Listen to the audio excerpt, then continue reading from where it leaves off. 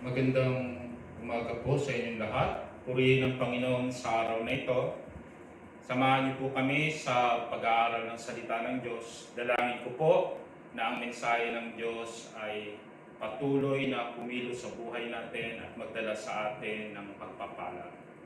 Sa araw pong ito, ang pag-uusapan po natin ay patungkol sa paglalakbay. Ang buhay ng tao ay katulad ng isang paglalakbay. At makikita natin sa paglalakbay, ito po ay may pasimula at mayroon pong patutunguhan. So, ang aking pong mensahe ay pinamagatan kong Lead Me Lord. No? Kasi napakahalaga po doon sa paglalakbay natin. Alam natin na dapat tayo ay sinasamahan ng Diyos para marating natin yung ating destiny. Now, dito po sa paglalakbay natin, ito po ay talagang bahagi ng buhay natin sapagkat kung titingnan natin ang buhay ay dapat palagi siyang gumagalaw at kumikilos at hindi humihinto. Katulad po ng mundong ito, patuloy po itong umiikot at hindi po siya humihinto. Kapag huminto po ang pag-ikot ng mundo, baka po masira yung mundo. So ganun din sa buhay natin, hindi rin tayo humihinto.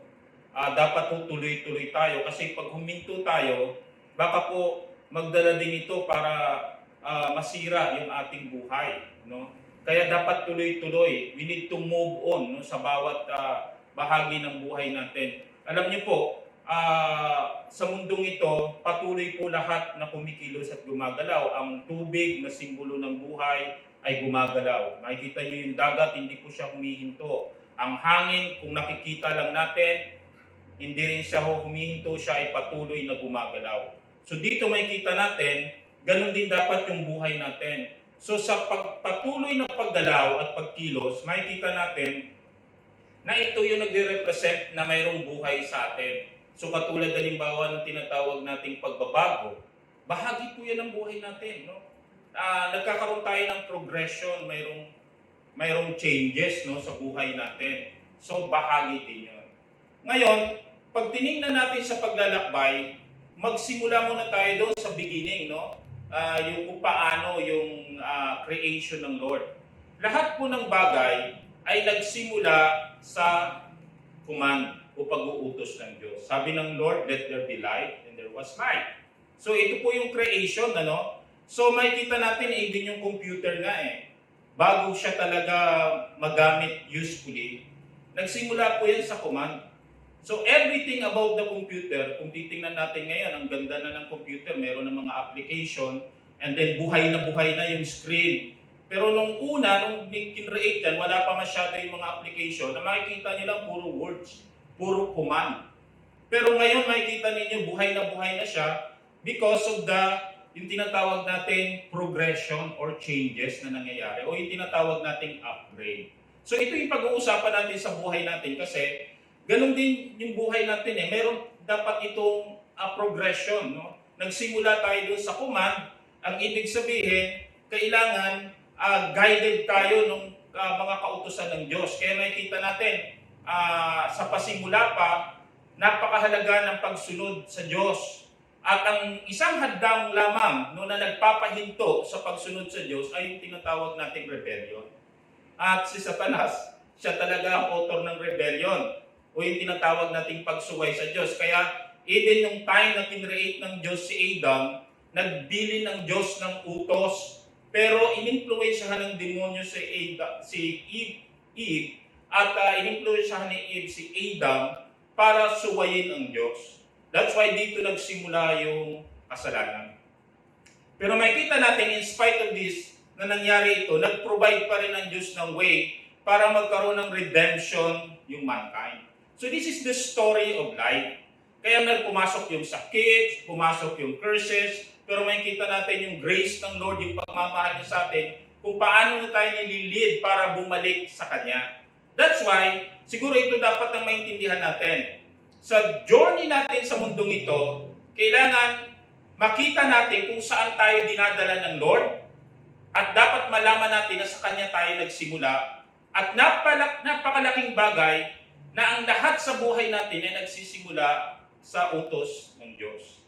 Alam niyo, sabi nga sa Ecclesiastes, ang purpose ng life natin is to fear God and to obey yung kanyang mga pinag-uutos. That's why, ito yung ating magiging pamantayan, no, kung paano tayo nabubuhay sa mundong ito.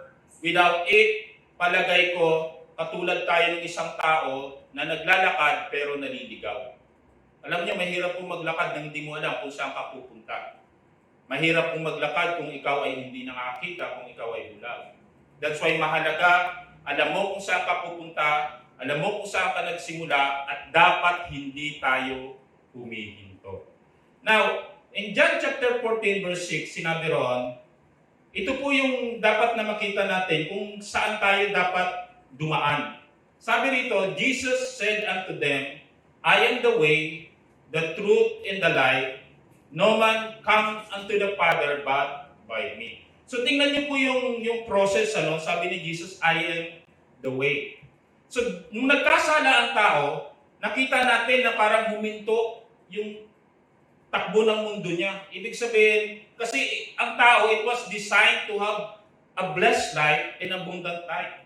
Pero dahil sa pagsuway niya, parang nag-iba yung takbo ng mundo niya. Nag-iba yung takbo ng buhay niya. Now, mayroong ginawa ang Panginoong Diyos na kung saan nagkaroon ng kapahayagan kung paano mapanumbalik ito sa pamamagitan ng ating Panginoong Yesus. Pero bago pa namatay si Kristo para sa atin sa pagtubos sa kasalanan natin, nagbigay ang Diyos ng kautusan. So mayroon pa rin way yung mga tao in order for them na maiayos at may tama yung buhay nila. That's why ibinigay ng Diyos yung utos, yung law. Kaya na pag tinignan nila, naisip ng tao, ang hirap daanan. Lagi sinasabi ng mga tao, ang hirap sundin. That's why ang Panginoong Jesus mismo ay nagkatawang tao para tuparin niya ang kautusan. So ibig sabihin, si Jesus siya yung gumawa ng way para daanan natin. That's why sinabi sa John chapter 14 verse 6, I am the way. So ang gagawin lang natin, hindi na tayo titingin doon sa law para paghirapan natin at pag-isipan natin kung paano natin tutuparin. Ang gagawin lang natin, tumingin lang tayo kay Jesus, lakaran natin yung buhay ni Jesus, and then I tell you, sabi nga ng Panginoong Jesus, pinulfill niya yung law. That's why when we live a life of Christ, we fulfill also the law sa buhay natin. So natutupad natin yung kautusan ng Diyos sa pamamagitan ng paglakad sa buhay ni Kristo. At ang isang pinakamaganda nito, yung para lumakad tayo kay Kristo, kailangan lang natin tanggapin siya bilang ating Panginoon at tagapagligtas. So this is the process. Jesus said, I am the way. Pag tayo ay pumasok sa kay Kristo at lumakad tayo sa way ng ating Panginoon, then the truth will be revealed to us. Amen? Ibig sabihin, magkakaroon na tayo ng kaalaman kung ano ang dapat gawin sa buhay. And then, masusumpungan natin yung tinatawag na life, yung harvest.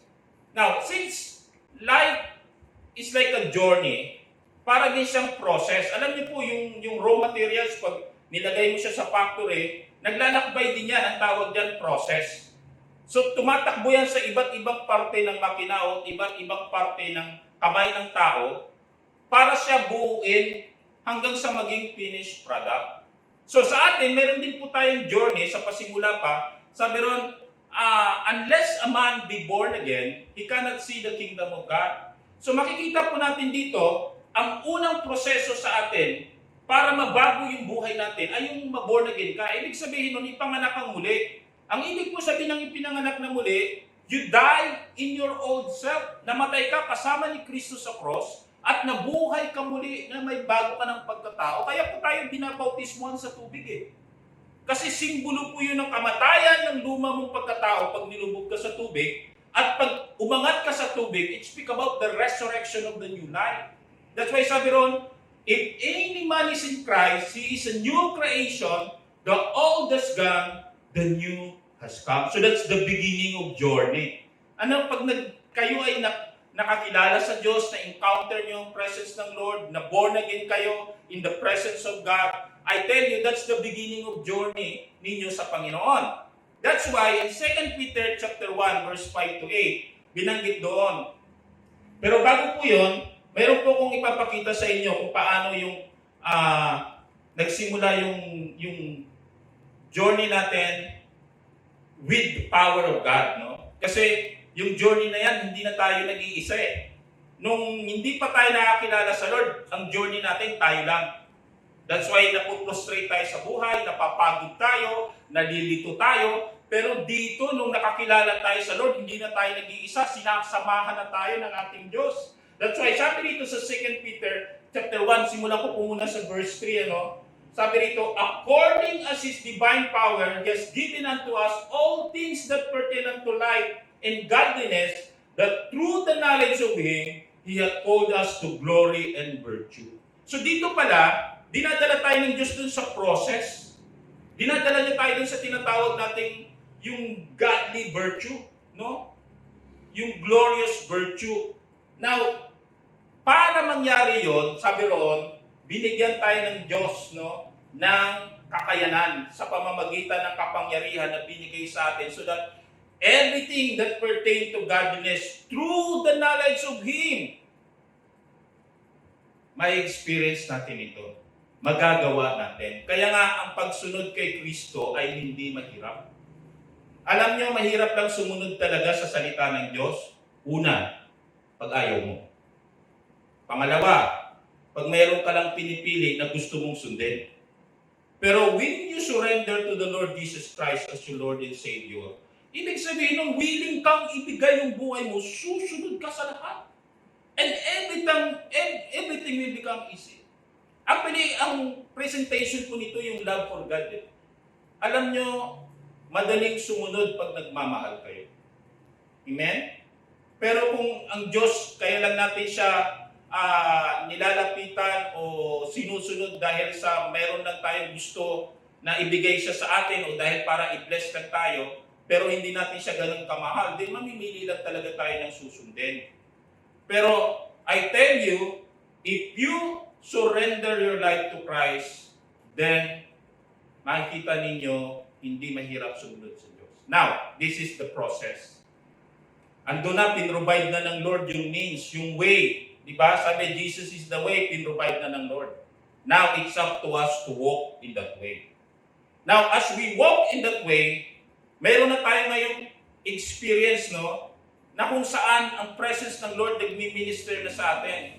That's why kailangan mag-respond tayo doon sa calling, mag-respond tayo doon sa anointing, mag-respond tayo doon sa presence ng Lord. Now, sabi dito in 2 Peter chapter 1, verse 5 to 8. For this very reason, make every effort to add to your faith goodness. So dito na makikita nyo, ano? Ito na yung paglalakbay patungkol doon sa pagbabago ng buhay natin. Dapat mayroon din tayong journey sa pagbabago. Kasi minsan nakala natin, ang buhay Kristiyano ay pagiging religyoso. No, it's a journey of change sa ugali at buhay natin. Nagsisimula po ito sa pananampalataya. So, hindi ho kayo makakapaglakbay dun sa journey na ito kung hindi kayo nagsisimula sa faith. Sabi po, by the grace of God, we are saved through faith, not by our own good works. So, it is not your ability, it is by faith. And then, dito na ngayon, pag may faith ka na, kailangan magkaroon na ng tinatawag na evolution. No, kailangan mag-evolve na yung faith na yon that will produce goodness. So kaya nagbabago tayo eh. Diba sabi ko kanina, if any man is in Christ, is a new creation, the old has gone, the new has come. So yung goodness, and then doon sa pagbabago na yon, ang i-aspire na natin ngayon is growth. Kaya sabi doon, then, kasunod noon is to goodness, knowledge. Amen?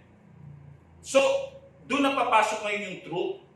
So yung pagpasok natin doon sa way, yung truth mahayag sa atin, then doon na yung continual process and that knowledge will produce us self-control. Actually, yung self-control, ito yung pag-uusapan natin ngayon. Pero babasahin ko muna lahat para mabuo. Kasi yung process ng self-control, ang kasunod nun ay perseverance. So ibig sabihin, pag pinag-usapan natin yung self-control, it is the ability to abide in the ways of God. Alam nyo kasi yung mahirap, yung you're out of control. Halimbawa, bakit tayo na out of control sa buhay natin? Pag nagagalit tayo. Di ba? Pag mainit tagi ang ulo mo, or sabihin natin na i-stress ka, or depressed ka, you are out of control. But if we walk in faith and experience the transformation and changes na ginawa ng Diyos sa atin, then ang kasunod nun, the more that we will love to learn from God and we will have the knowledge, and this knowledge will give us the ability to have control over ourselves. Amen? Kaya nga, nagkakaroon tayo ng focus doon sa ating paglakad sa Panginoon. And then self-control, perseverance. So, alam niyo yung perseverance is a sign of wisdom.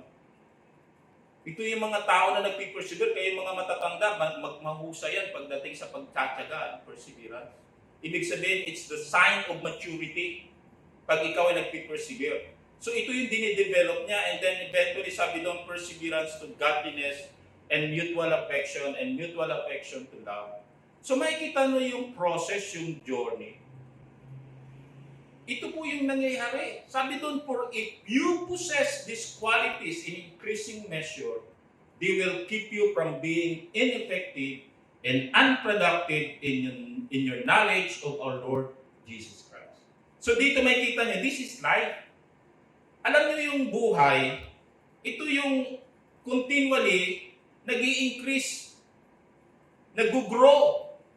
Di ba? Alam niyo, isang buto itanim ninyo, mabubuhay yan, and then makikita niyo magpuproduce siya ng many fruits that will produce many seeds. Amen? So, ito yung manifestation of life na nilalakaran natin. That's why, kaya nagiging nagiging effective tayo, tsaka nagiging productive tayo. Not only doon sa ibinigay ng Diyos sa atin, kung hindi doon sa kaalaman natin. Alam nyo, bakit mahirap ang buhay natin? Hindi dahil sa wala kayo. Hindi dahil sa kulang kayo, kundi dahil kulang tayo sa kaalaman. Ang mahirap, kahit manalo yan sa loto o sa anumang sugal, kung kulang sila sa kaalaman, maghihirap uli yan. Hindi ka mag-i-increase, hindi ka mag-grow without learning. That's why mahalaga na kailangan patuloy tayong nag-aaral sa Panginoon that will keep us the ability to have control over our lives. Ano sabi sa Proverbs chapter 25 verse 28? He that hath no rule over his own spirit is like a city that is broken down and without walls. Isipin nyo, isinalarawan dito, yung tao daw na walang control over himself, ay katulad siya ng isang city na ang kanyang bakod ay sira. Alam niyo bakit tayo may bakod? Para hindi tayo pasukin. Diba? That's the protection. So kailangan tayo, mayroon din tayong protection. And self-control, that is the ability that God has given to us to have protection sa buhay natin. For example, ano ba yung mga pumapasok sa buhay natin? Temptation. Pag pumasok na yung temptation, nawawala na tayo ng control minsan. Why? Because wala tayong self-control. But if we walk in the knowledge of God, yun po yung magbibigay sa atin ng kakayanan to have control over ourselves. Why? For example, sabi ng salita ng Diyos, submit yourself to God and resist the devil and he will flee from you. You know what to do. Amen? Alam niyo yung mga taong may self-control, alam nila yung gagawin nila. Yung mga taong nag-yield sa temptation, yung walang control sa sarili nila, sila yung mga taong hindi nakapaghanda, hindi nila alam yung gagawin. Now, there are two things na dapat nating makita kung paano nag-respond ang tao doon sa situation. Una yung reactive. Pangalawa, proactive. Pero umpisa muna natin ng reactive. Ano ba yung reactive person? Tingnan din po ninyo, salamin niyo yung sarili ninyo. Ako ba ay reactive?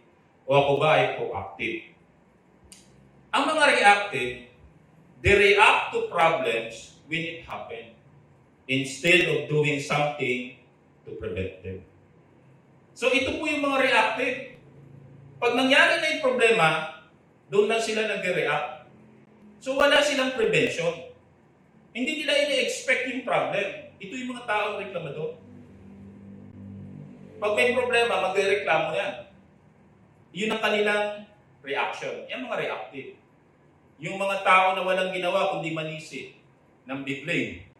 Diba? Yung pinapasa nila yung sisi. Yan mga reactive people yan. Now, ang pagiging reactive ay pagharap sa problema sa pangkasalukuyan na walang kahandaan, kaya kadalasan nawawalan tayo ng kontrol sa sitwasyon dahil hindi natin alam ang ating gagawin. So ito naman talaga yun. Now, ang pagiging proactive naman, a proactive person is controlling a situation by making things happen or by preparing for possible future problem. So ito naman yung proactive. Siya yung may kakayanan na makontrol yung situation. Kasi ang una mo muna i-control, sarili mo sa totoo lang. Hindi naman yung sitwasyon, sarili mo. Diba? Pag hindi mo kayang kontrolin ang sarili mo, hindi mo kayang kontrolin ang sitwasyon. Pero yung mga proactive, nakokontrol nila ang situation by making things happen. Wow! Ganito po ba tayo? Can we make things happen? Mayroon ba tayong nagagawa? Paano nila nagagawa yon? They are preparing for possible future problem. So dapat, kung kayo man ay mag-asawa, andyan yung anak mo, dapat pinakausap mo sila. Pinag-uusapan nyo yung pwede nyo maging problema in the future, hindi para ma-stress kayo, kundi para pag-usapan nyo yung mga pwede ninyong gawin at solusyon. Ang pagiging proactive ay preventive more than curative. Sabi nga, prevention is better than cure. Ngayon, maraming mga tao, ang kanilang means of cure, gawa paraan. Ang tawag doon, band-aid solution. So, ano ba ang difference ng prevention tsaka cure pagdating doon sa tinatawag nating pagharap sa problema? Ito po. Ang mga proactive tsaka yung mga preventive, ang kanilang paraan ng pagharap sa mga darating na gastusan ay yung tinatawag nating investment. Ngayon pa lang nag-iipon na sila. Tama? Kasi pagdating ng time, alam nila magagamit nila yon. So, nag-iipon, naghahanda, parang langgam. Now, ang mga reactive, ang kanilang ginagawa, dahil hindi sila nakaipon, pagdating ng problema, mangungutang. Solusyon yun Diba? Usually, gano'n naman. Pag wala kang pera, kailangan may bayaran ka, mangungutang ka. Yan ang tinatawag natin reactive. So, dalawa lang ang tao ngayon. Maraming investment o maraming utang. Pareho po yan nag-accumulate. The more na nag-i-invest ka, the more nalalago yan. The more na nangungutang ka, the more nalalago din yan. So, mamimili kayo. Ano ka ba? Proactive o reactive? So, ang pagiging proactive ay preventive more than curative. Hindi natin kailangan ng cure kung naiingatan natin ang ating mga sarili sa mapamamagitan ng ating paghahanda. At kahit ano pa man ang dumating, alam natin ang gagawin dahil tayo ay kanyang tinuturuan ginagabayan. For example, itong pandemic, di ba? Mas mahirap kung hindi ka preventive, pag ikaw ay nadali ng COVID, grabe, ang gastos. Diba? Mabuti yung gobyerno nung una ay talagang tumutulong, no? Ng gusto. Nung mga unang bugso niya, makikita natin sinasagot lahat ng gobyerno. Pero dumating yung pagkakataon, no, na talagang marami na rin na sila din na nagbabayad at milyon-milyon ang pinag-uusapan nating bayaran o daang libo. So, Kung napiprevent natin yung sarili natin, kaya nga nag-come up ng programa na kung saan ay naglalagay ng mask, ng face shield, ang tawag doon prevention. So hindi mo na kailangan magpagamot kasi mayroon kang prevention.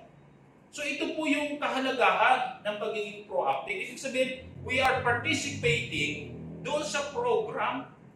Amen? Yung mga reactive, ito naman yung mga tao, reklamo na reklamo. Against sila doon sa, hindi na kailangan mag-mask, hindi na kailangan ganito, hindi na kailangan ganyan. Tapos pag nadali sila, din doon lang nila marirealize, ang hahabulin nila cure rather than prevention. So dito, napakahalaga na kailangan lumakad tayo sa knowledge at way ng Lord in order for us to prepare. Mahalaking bagay po yung paghahanda. At sa paghahanda natin, mahalaga po yung kalagayan ng puso natin at perspective natin sa buhay. In Proverbs chapter 3, verse 5 to 6, sabi rito, trust in the Lord with all your heart and lean not unto your own understanding. In all your ways, acknowledge Him and He shall direct your path. So dito, mahalaga na pinagkakatiwala natin sa Diyos, ang puso natin at lahat ng gagawin natin at hindi tayo nakabase lang doon sa kaalaman natin. Minsan, kaya nga po ngayon ng mga tao nagtatalo-talo Sinasabi nila kung ano ang dapat gawin. Ang dami pong magagaling sa social media kasi understanding nila yun Pero sa atin dapat nagre-rely tayo sa way ng Diyos. I-acknowledge natin siya para ituwid niya tayo. Kasi minsan sa paglalakbay natin, nagkakamali din tayo Diba minsan lumalayo ka rin doon sa linya na kung saan dapat doon tayo dumadaan. Kaya sabi doon, i-acknowledge natin lagi ang Diyos sa buhay natin. So, kailangan meron tayong paghahanda. Amen? At sa paghahanda natin, kasama natin ang Diyos. Siya kasi magtuturo sa atin kung paano tayo maghahanda sa buhay. Ano ba ang hinahanda natin? Tandaan natin na ang paghahanda ay katulad ng pag-iipon upang sa panahon ng pangangailangan, mayroon tayong magagamit. Amen? So, dito po napakahalaga na nag-iipon tayo. Now, sa pag-iipon, maaaring nasa isip nyo siguro ngayon, kailangan mag-ipon tayo ng pera, At tandaan ninyo, ang Diyos nangako sa atin that God is the one that will provide our needs. Well, it's okay, kasama po yun sa pagiging proactive, yung pag-iipon. Pero mayroon po tayong kailangang ipunin sa buhay natin na mas mahalaga kaysa pera. Ito yung nakaligtaan ng maraming tao. At hindi rin nila napaghandaan siguro yung iba, kaya sila nagreklamo sa hirap na nangyayari sa panahon ngayon.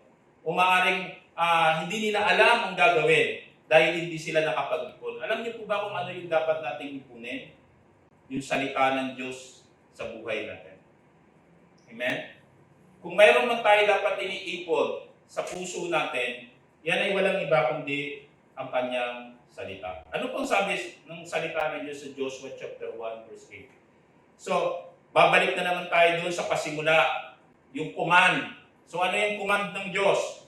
Para po maging maayos yung takbo ng buhay natin. So para maging maayos ang takbo ng computer, kailangan maliwanag yung command.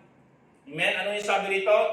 This book of the law shall not depart of your mouth, but you shall meditate therein day and night, that you may observe to do according to all that is written therein. For then thou shalt make thy way prosperous, and thou shalt have a good success. So sino po sa atin gusto natin maging prosperous yung way natin? Sino po sa atin gusto natin maging successful yung ating way? Amen? Ang sarap po, habang naglalakbay ka, na-enjoy mo yung way.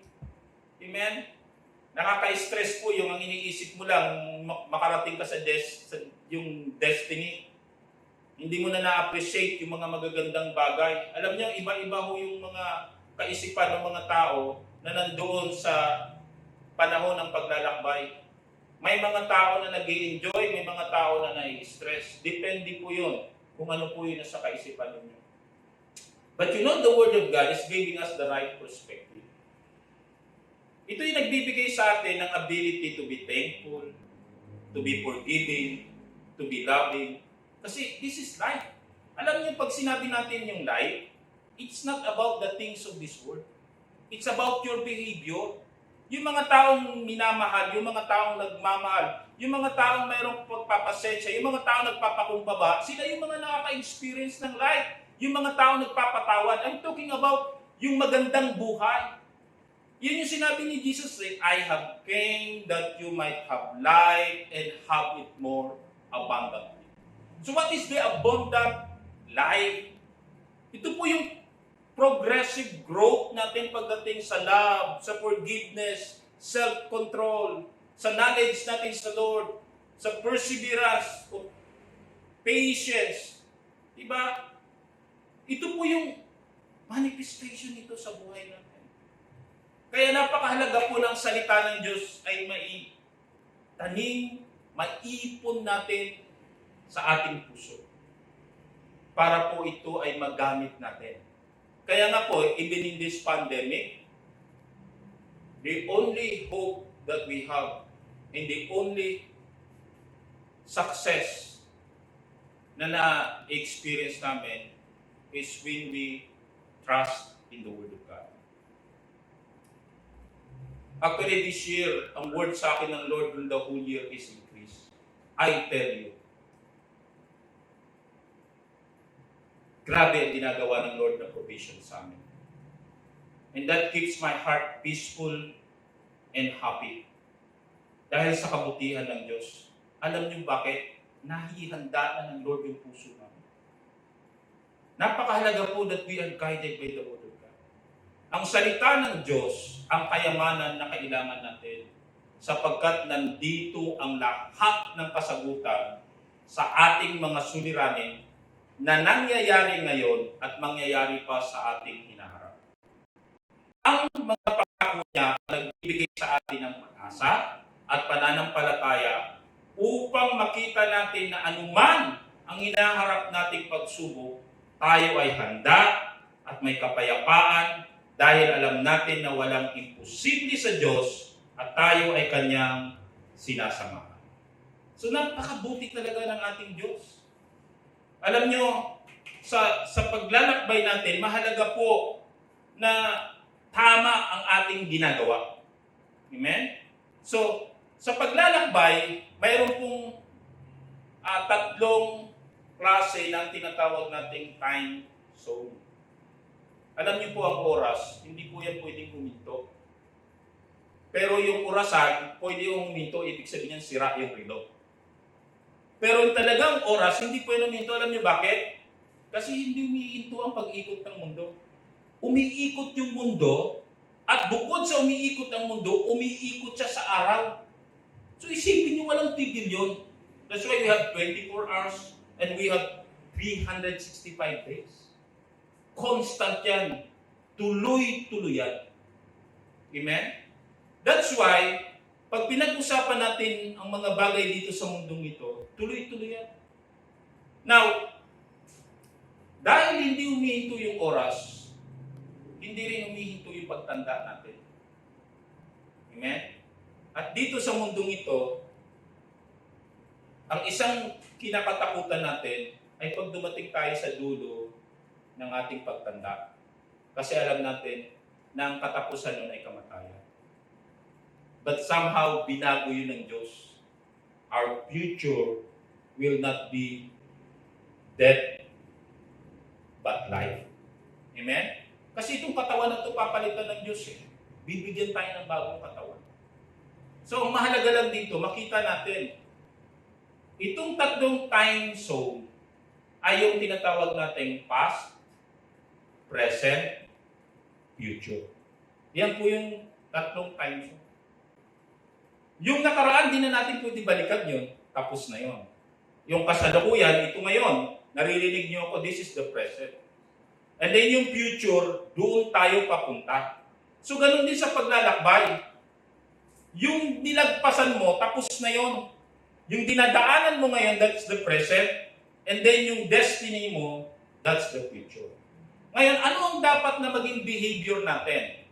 Pag lumingon tayo sa nakaraan, dapat ang nakikita natin sa paglingon ay yung paghahanda.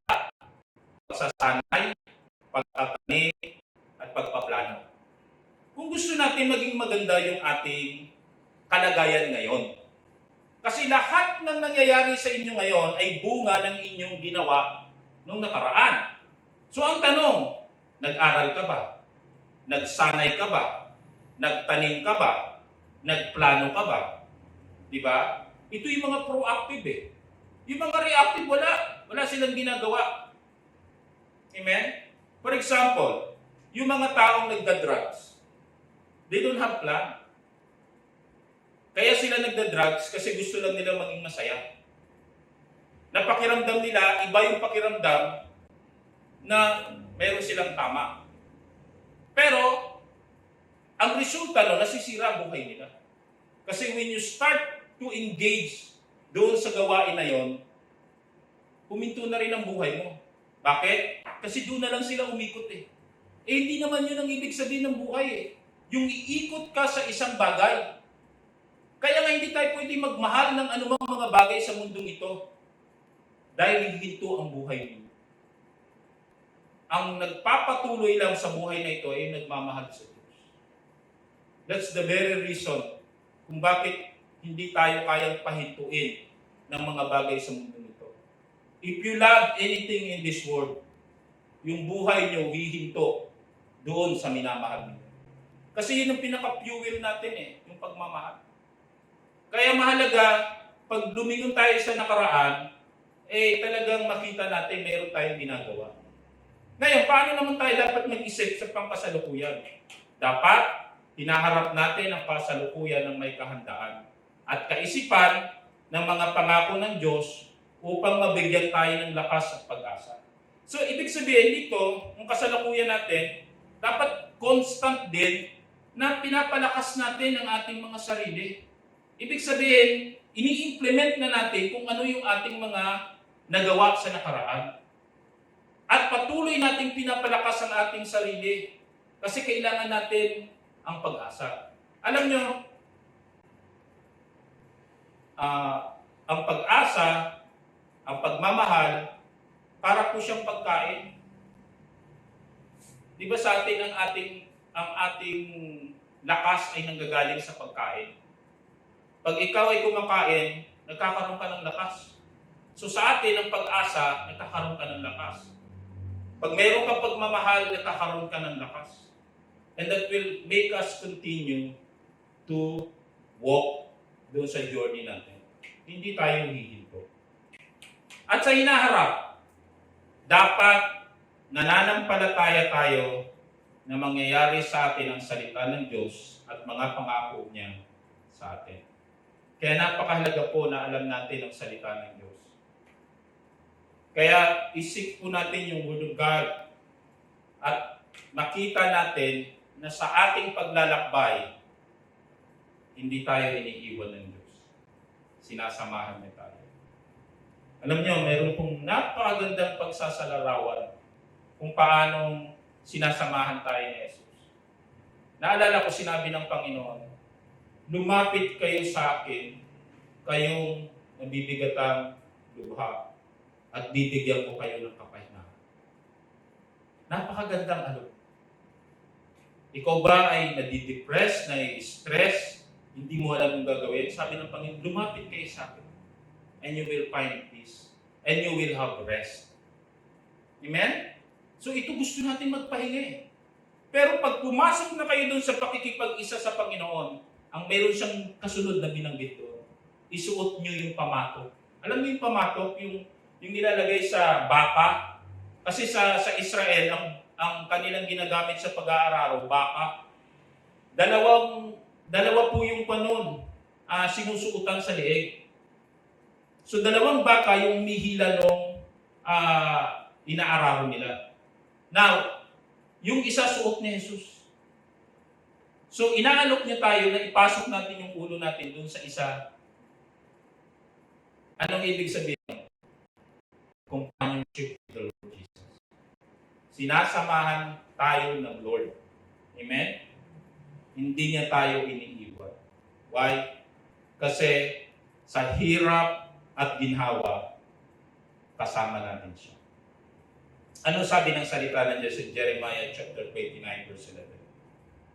This is the whole plan. Amen? Mayroon ng plano ang Diyos sa atin at napakaganda. Sabi, for I know the thoughts that I think toward you. So ito yung journey. Naisip pala ng Diyos, kaya siya nagsimula sa buhay mo kasi meron siyang destiny para sa iyo. Kailangan lang lakaran mo. For I know the thoughts that I think toward you, said the Lord. Thoughts of peace. Amen? Pagod ka na ba? Alam niyo ba, minsan ang nakakapagod sa buhay natin, hindi ho yung trabaho. Kaguluhan ng isip. At sa Panginoong Diyos, sa Panginoong Jesus, ang iniisip niya sa atin ay magkaroon tayo ng kapayapaan. This is the best in life. To have the peace of God. Thoughts of peace and not of evil. Amen? Wala siyang iniisip na masama sa atin. Kaya nagtataka ko sa mga tao, minsan pag dumadaan sila sa matitinding pagsubok, nagkagalit sa Diyos. Panginoon, bakit ginawa mo ito sa akin? Di ba? Pero kung titingnan ninyo, ang Diyos ay nangako sa atin na kung magtitiwala tayo sa Kanya, walang imposible sa Kanya. Ang problema, hindi tayo lumalapit sa Diyos, hindi tayo nananampalataya sa Diyos. Sinisisi lang natin siya. Hindi natin alam ang gagawin. We don't have the knowledge. That's why ito yung word ngayon. Dapat tanggapin ninyo sa puso ninyo, ipamuhay ninyo, because this is the knowledge that will help you to have the right perspective and to have control over yourself. Amen? Para hindi na tayo reklamo ng reklamo, naninisi ng ibang tao. Amen? But we will be thankful and joyful because we know that God is walking with us. Amen? Kasama natin. Ano sabi ron? And to give you an expected end. Wow! Ang ending ay napakalaking bagay sa buhay ng tao. Amen? Alam niyo ba na kahit anong ganda ng simula, pag pangit ang ending, pangit na rin ho. Pero ano sabi ng Lord? To give you an expected end. Now, ang hirap po kasi pag pangit ang ending, andun yung tinatawag na regrets. Hindi tayo dinala ng Diyos ko. Hindi tayo dapat mabuhay sa regrets. If you want to live a life na kung saan masasabi mo na talagang napakaganda na buhay, kailangan gawin natin, sundin natin ang plano ng Diyos sa buhay natin. Ang sabi ng Panginoong Yesus, my meat, my nourishment is to do the will of my Father. Now, one thing I realize, without food, we will die. So, yung kinakain natin, it helps us to become alive. At katulad ng sabi ng Panginoon, my meat, my nourishment is to do the will of my Father. The will of the Father, the Word of God, that is our nourishment for life. That's why napakahalaga sa paglalakbay natin, lagi nating iniisip na sumunod sa Diyos. At sabihin natin, lead me, Lord. Lead me, Lord. So that we can reach yung tinatawag na expected end. At sinabi niya dito, to give you an expected end. Anong ibig sabihin ng expected end? Tinapos na ng Diyos. Amen? Kumbaga talagang, na yan yung tinatawag natin, talagang nakadestin ka na para doon. Diba? So, ang mga anak ng Diyos nakadestin na for the glory of God. That's why lalakaran lang natin. Amen? So, if you accept Jesus Christ as your Lord and Savior, you have a better life. Amen? Because that's the promise of God. Now, kung maring may tanong mo, bakit ako yung buhay ko parang hindi pa rin gumaganda? Tingnan po ninyo yung daanan ninyo. Kasi napakahalaga po na lumalakad tayo sa tamang daan para ma-experience natin kung ano yung sinasabi ng salita. Minsan yung mga pangit na nangyayari sa buhay natin, reminder eh. Sinasabi niya, oh baka wala ka na doon sa dapat mong daanan. Kaya bumabalik lang tayo sa Lord. Kaya minsan yung mga pangit, mabuti din kasi paalala yun eh. Ngayon, ang magaganda sa buhay natin, mag-ingat din tayo. Kasi baka mamaya, nabighani tayo sa kagandahan, nawala tayo doon sa Panginoon. Kasi kahit na gumaganda ang buhay natin, huwag mawawala yung focus natin sa Lord. Paano tayo hindi mawawala sa focus sa Lord? Yung pagiging thankful. Yung bang bawat bagay na dumadating na mabuti sa atin, nagpapasalamat ka sa Lord. Lagi ka nagpapasalamat sa Lord. Ino-honor mo siya. Amen? So, kaya tinuro ng Diyos yung pagkakaloob sa Kanya pagsasacrifice. Kasi constantly, kapag gumaganda yung nangyayari sa atin, binibless tayo ng Lord financially, binibless tayo ng Lord materially, nag-o-honor tayo constantly, binabalik natin. Bakit? Para hindi tayo mawala. Kasi we are acknowledgement that God is the one who bless us. Kasi I tell you, ang trial sa buhay natin is not only the bad things that is happening. Ang mga mabubuting bagay, mas matinding trial yan. Maraming tao nakakalimot sa Diyos pag maganda na ang nangyayari sa buhay nila. That's why, sa panahon natin ngayon, sa pandemic, hindi ko masasabing pangit kasi may purpose ang Lord. Maraming mga tao ngayon nagbabalik loob sa Diyos. Maraming mga tao ngayon umaasa sa Diyos. Paano yung mga taong hindi umaasa sa Diyos? Wala tayong magagawa, that's their choice. Pero the point is that in everything na nangyayari sa buhay natin, kapag ang Diyos ay nandoon, present siya, lahat gaganda. All things work together for good, then that happens. So, as we journey toward our destiny, then let us think that God has made a plan and He will fulfill it. Kailangan lang natin magpapay. I pray na kung ano man ang dinadaanan nyo ngayon, daanan nyo lang. Hindi po yan ang destiny ninyo. Ang destiny natin is yung purpose ng Lord sa buhay natin. Amen? At yun yung expected end. Ibig sabihin nun, dapat ini-expect na natin na doon tayo patungo. I-reveal ng Lord sa atin. So, kailangan maniwala kung saan tayo tinawag ng Diyos. Kasi yun yung ating gagampanan. Amen? Mahirap po pumunta sa isang lugar kung hindi ka tinawag. Kung hindi mo alam kung saan yung pupuntahan mo. Pag tinawag ka ng Lord, alam mo. Amen?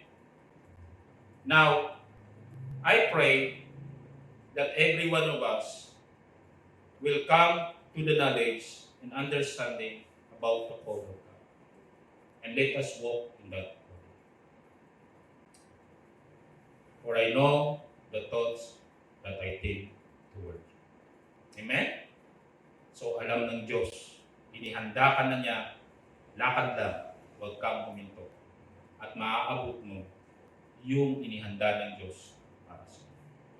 I pray the blessing of God will come upon your life and may the strength and the grace of God and the anointing and the power of God will be upon everyone right now who are listening so that they can walk in this journey with strength and power in the name of Jesus. Amen. So let's bow our head. Father God, we thank you for your grace, for your goodness. May the blessing come upon to everyone. May your goodness fill every soul and every heart.